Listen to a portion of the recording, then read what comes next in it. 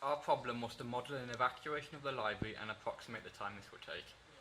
We looked at the library floor plans to determine the average amount of people that would be on each floor at any given time. We also used it to count the number of exits and the number of stairs to find there were 4 stairs and 8 exits. We used the average amount of people on each floor at any point as our number for the people on each floor when the fire alarm sounds. We then went to the library ourselves and each recorded the time taken to move between floors. We used the times we recorded by taking an average and then using this in our model. For our basic model, we had to make assumptions so that the model was not too complicated initially. Firstly, we have assumed that the library only has one floor and is a square shape with 8 fire escapes as we found on the floor plans, and that these are distributed equally around the building so that the number of people exiting through each door is equal. And based on our visit to the library, we have assumed that only one person can fit through each fire escape at a time due to the width, and that people are moving at a constant speed so that one person can exit through each fire escape per second. Based on the floor plans, we're assuming that the library is at its maximum capacity of 917 people on the ground floor. We've also assumed that people will react immediately to the fire alarm and will immediately start queuing to exit the building. Now, applying these assumptions to our basic model, we know that there are 8 fire escapes and that one person can exit through each fire escape per second. So the time taken to evacuate the library will be the number of people divided by the product of the number of fire escapes and the rate at which people are exiting the library. So we have 917 people evacuating the library at a rate of 8 people per second. So this gives us an approximate time of 1 minute 55 seconds to evacuate the library's ground floor.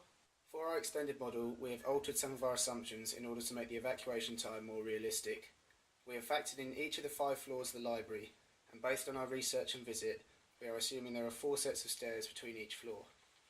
By taking an average of our experimental timings, we found that it takes approximately 20 seconds to get down each flight of stairs. Based on our observations, each set of stairs is wide enough for 2 people to go down at a time, and people are coming down the stairs at a rate of 2 people per second per staircase. All of our other assumptions remain the same as in the basic model. Now for our extended model, we have a total of 2,745 people in the building to evacuate. We firstly considered the rate at which people would be joining from the ground floor from the other floors.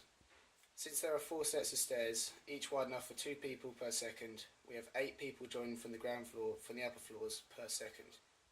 Based on our previous assumptions, we also have 8 fire escapes, each with people leaving at a rate of 1 person per second per exit. So the number of people leaving from the ground floor will also be 8 people per second.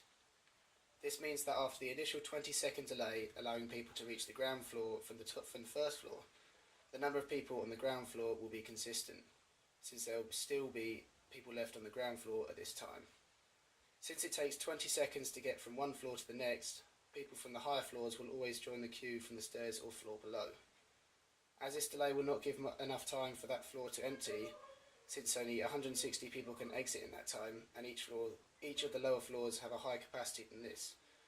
This means that the flow of people going down each set of stairs will be constant, so the rate of 8 people leaving the library per second will remain constant until everyone has been evacuated from the building. So effectively, our extended model follows from our basic model, since the rate of people joining the ground floor is equal to the rate of people exiting the library through the ground floor. We can calculate this by dividing the total number of people on all floors by 8, the number of people exiting the library per second. By carrying out this calculation, we have calculated the total evacuation time of the library to be approximately 5 minutes and 44 seconds. Most limitations of our model come directly as a consequence of the assumptions we have made.